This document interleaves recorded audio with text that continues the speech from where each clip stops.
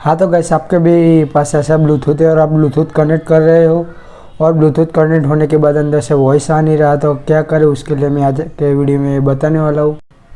उसके लिए गैस पहले आपको ब्लूटूथ कनेक्ट कर देना है।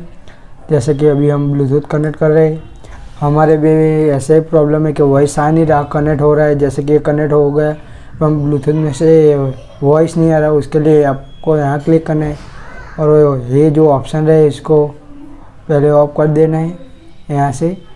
जैसे कि हमने ऑफ किए और फिर यहाँ से फिर से ऑन कर देने और यहाँ से हमारा वॉइस अब आने लगा है।